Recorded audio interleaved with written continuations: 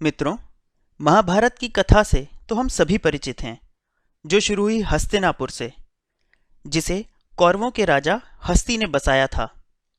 वर्तमान में आज ये उत्तर प्रदेश के मेरठ जिले में है और यहाँ कौरवों का वो दुर्ग आज भी स्थित है। जी हाँ, वही स्थान जहाँ पांडवों ने वनवास समाप्त होने के पश्चात कृष्ण को अपना शांति दूत बनाकर भेजा था और संदेश भेजा कि यदि 5 भाइयों को निर्वाह के लिए मात्र 5 गांव दे दिए जाएं तो वे युद्ध नहीं करेंगे। दुर्योधन अपनी बात पर अडिग था और उसने चयन किया युद्ध का।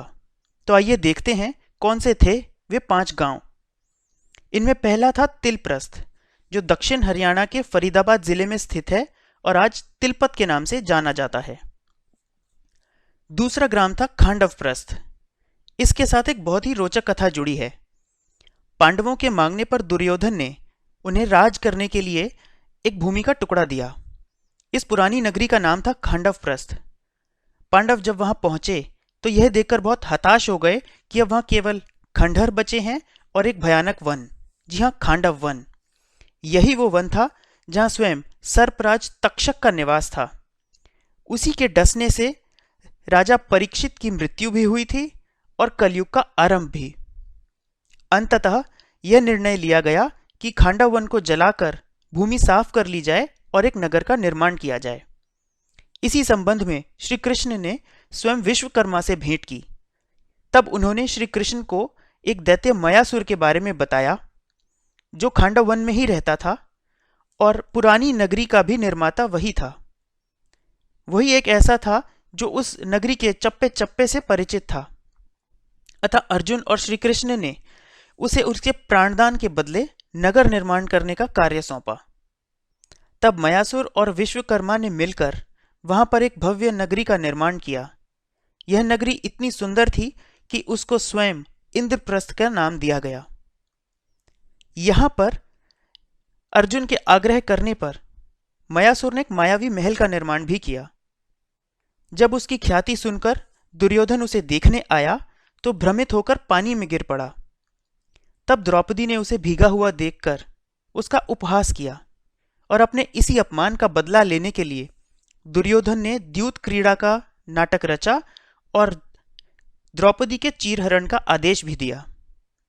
उसके आगे की कथा तो हम सभी जानते हैं, परंतु खांडव वन से एक और रोचक कथा जुड़ी है। खांडव वन ही वो स्थान था जहां पर पांडवों को अपने दिव्यास्त्र मिले थे। ये दिव्यास्त्र मयासुर ने खांडव वन के खंडहर में संभाल कर रखे थे, जो उसने अंततः पांडवों को सौंपे, जिनमें अर्जुन का गांडीव धनुष और अक्षय तर्कस और भीम की कौमुदी गदा शामिल थे। कहते हैं यहीं पर श्री कृष्ण को अपना सुदर्शन चक्र भी मिला। आगे चलते हैं, देखते हैं तीसरा ग्राम। यह था व्याघप्रस्थ। उस काल में यहां पर बहुत अधिक व्याघ अथवा बाघ होते थे, जिसके कारण इसका नाम व्याघप्रस्थ पड़ा। आज इसे हम बागपत के नाम से जानते हैं और यह उत्तर प्रदेश में स्थित है। चौथा ग्राम था स्वर्णप्रस्थ, जिसे बाद में सोनप्रस्थ और आज सोनीपत के नाम से जाना जाता है। यह हरियाणा में स्थित है। पांचवां और अंतिम गांव, जो पांडवों का पैतृक गांव था और पांडु के नाम पर पांडुप्रस्थ कहलाता था, आज उसे पानीपत कहा जाता है। लेकिन यह बात केवल स्थानीय लोगों को ज्ञात है कि यहां स्थित देवी मंदिर महाभारत काल में बनाया गया था। वही देवी मंदिर जहां युद्ध में जाने से पहले पांडवों ने देवी मां की आराधना की थी। इन 5 गांवों को लेके जो युद्ध हुआ वह लड़ा गया कुरुक्षेत्र की युद्ध भूमि में। वही युद्ध भूमि जहां गीता का उपदेश श्री कृष्ण ने अर्जुन को दिया। वह स्थान आज ज्योतिसर के नाम से जाना जाता है और वहां पर तालाब के किनारे अक्षय वट वृक्ष उसी काल से आज भी यहां मौजूद है और कहते हैं ये उस गीता उपदेश का साक्षी भी है। कुरुक्षेत्र को हम अब सिर्फ उस महायुद्ध के लिए याद करते हैं, परंतु यह भूल गए हैं कि वो कुरुक्षेत्र उसी गीता का जन्म स्थान भी है।